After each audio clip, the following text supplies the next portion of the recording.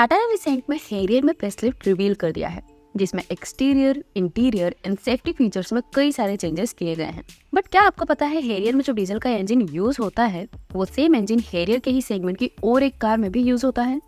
जी हाँ, हम यहाँ पे एमजी हेक्टर की बात कर रहे हैं, जिसमें हैरियर वाला ही सेम 2 लीटर डीजल इंजन मिलता है। तो अगर आपको एक बड़ी 5 सीटर वाली एसयूवी लेनी है तो क्या न्यू हैरियर बेटर रहेगी आपके लिए या फिर न्यू एमजी हेक्टर? चलिए दोनों कार्स को कंपेयर करके देखते हैं। सबसे पहले बात करते हैं डायमेंशंस की। हैरियर की लेंथ 4605 मिलीमीटर है, जहां पे हेक्टर की लेंथ 4699 मिलीमीटर है। हैरियर की विड्थ 1922 मिलीमीटर है, जहां पे हेक्टर की विड्थ 1835 मिलीमीटर है। हैरियर की हाइट 1718 मिलीमीटर है, जहां पे हेक्टर की हाइट 1760 मिलीमीटर है। हैरियर में आपको 2741 मिलीमीटर का व्हील बेस मिलता है, जहां पे हेक्टर में आपको 2750 मिलीमीटर का व्हील बेस मिलता है। एंड हैरियर में आपको 205 मिलीमीटर का ग्राउंड क्लियरेंस मिलता है, जहां पे हेक्टर में आपको 192 मिलीमीटर का ग्राउंड क्लियरेंस मिलता है। एंड हैरियर में आपको 445 लीटर्स का बूट स्पेस मिलता है, जहां पे एमजी हेक्टर में आपको 587 लीटर्स का बूट स्पेस मिलता है। So length, height and wheel base में एमजी हेक्टर बड़ी है टाटा हैरियर से, जिसके कारण boot space wise MG Hector में हैरियर के कंपेयर में ज्यादा बूट स्पेस मिलता है, जहां पे विड्थ एंड ग्राउंड क्लियरेंस में टाटा हैरियर बड़ी है। ज्यादा विड्थ के कारण हैरियर में रियर सीट में 3 लोग ज्यादा कंफर्टेबली बैठ पाएंगे compare to MG Hector. And ज्यादा ग्राउंड क्लियरेंस भी खराब रास्तों में यूजफुल होगा। अब बात करते हैं एक्सटीरियर की। तो एक्सटीरियर डिजाइन वाइज दोनों कार्स की डिजाइन टोटली डिफरेंट है। एंड वैसे भी डिजाइन एक सब्जेक्टिव चीज है, तो दोनों में से आपको किस कार की डिजाइन ज्यादा बेटर लगती है वो आपकी पर्सनल चॉइस पे डिपेंड है। बट पर्सनली मुझे हैरियर की डिजाइन ज्यादा क्लासी एंड मॉडर्न लगती है, जहाँ पे न्यू एमजी हेक्टर की डिजाइन थोड़ी ओवरडन लगती है, जिसमें ग्रिल ज्यादा ही बड़ी कर दी गई है। बट हाँ, ये मेरा पर्सनल ओपिनियन है, शायद आपको हेक्टर की डिजाइन ज्यादा बेटर लग सकती है।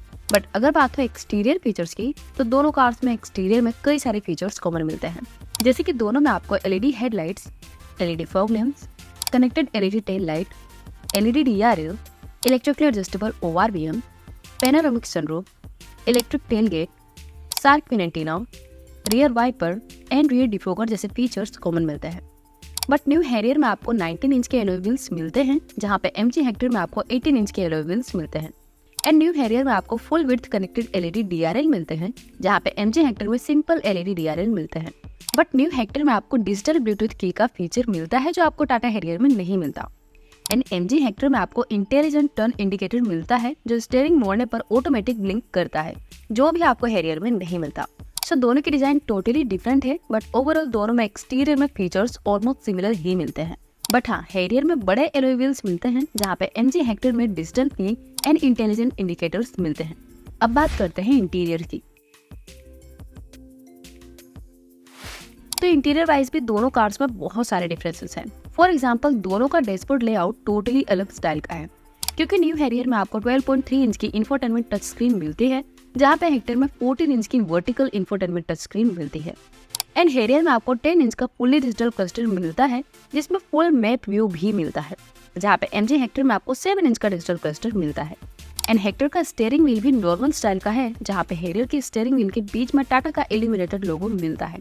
एंड टाटा हैरियर में आपको डुअल जोन क्लाइमेट कंट्रोल दिया गया है, जिसके बटन डैशबोर्ड में टच बेस्ड दिए गए हैं, जहाँ पे एमजी हेक्टर में आपको सिंगल जोन क्लाइमेट कंट्रोल मिलता है, जिसका कंट्रोल आप ओनली टच स्क्रीन के अंदर से ही कर सकते हैं, जो कि शायद सबको पसंद ना आए।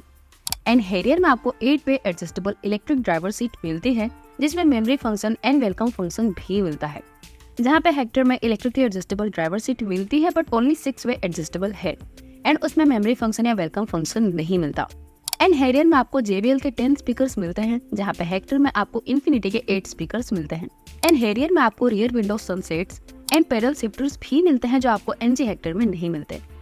बट दोनों कार्स में आपको steering mounted controls, 360 camera, wireless charger, ventilated seats, air purifier, driver armrest, auto dimming IRVM, ambient lighting, drive modes, connected car features, electric co driver seat, rear armrest and leatherette upholstery जैसे features common मिलते हैं।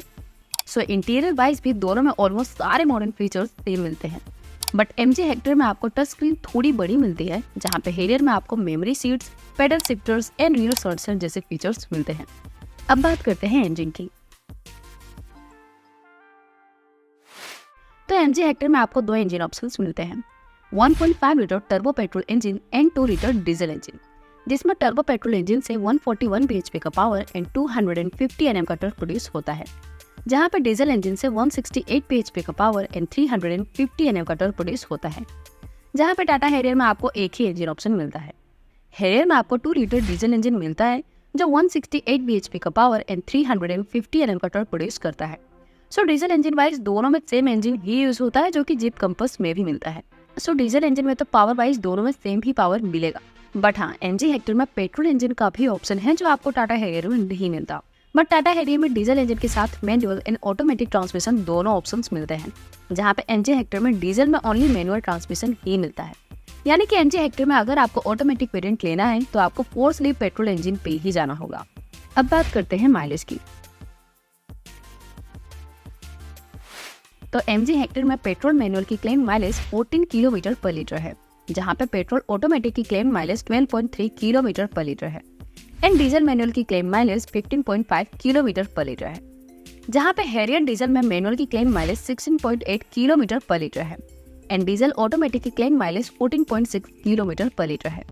सो diesel engine दोनों में same होने के बाद भी Harrier में डीजल में स्लाइटली बेटर माइलेज मिलेगा, जहाँ पे हैरियर में पेट्रोल इंजन मिलता ही नहीं, सो वो माइलेज कंपेयर करने का हमें कोई मतलब नहीं।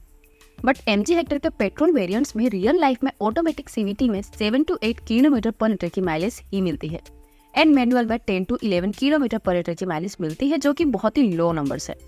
अब बात करते हैं सबसे इम्पोर्टेंट पॉइंट सेफ्टी की।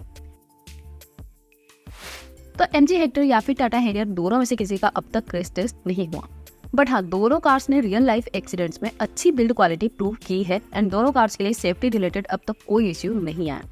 बट न्यू हैरियर में अब आपको 7 एयरबैग्स मिलते हैं, जहाँ पे हेक्टर में आपको 6 एयरबैग्स मिलते हैं and new Harrier and Hector दोनों में आपको लेवल 2 एडास मिलता है, जिसमें adaptive cruise control, auto emergency breaking, lane departure warning etcetera जैसे सेफ्टी फीचर्स मिलते हैं एंड दोनों कार्स में आपको ABS, EBD, ESP, hill hold assist, TPMS and isofix child seat anchor जैसे सेफ्टी फीचर्स भी कॉमन मिलते हैं।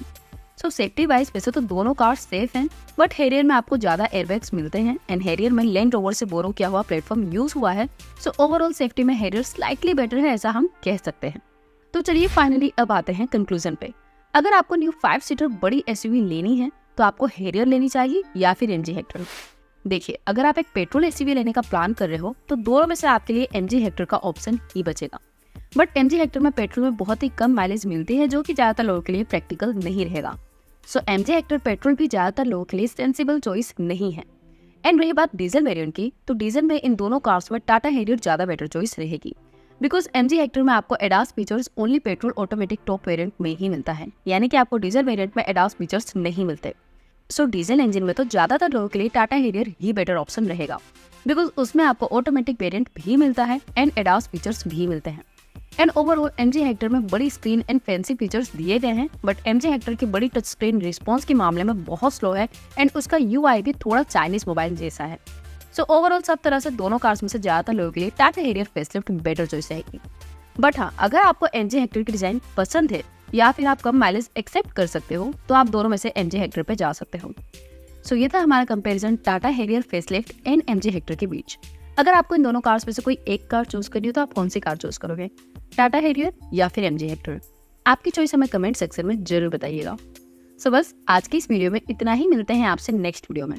और जाने से पहले अगर आपने हमारा चैनल सब्सक्राइब नहीं किया है तो सब्सक्राइब कर दीजिएगा और उस बेल आइकन बटन को दबा दीजिएगा। Thank you.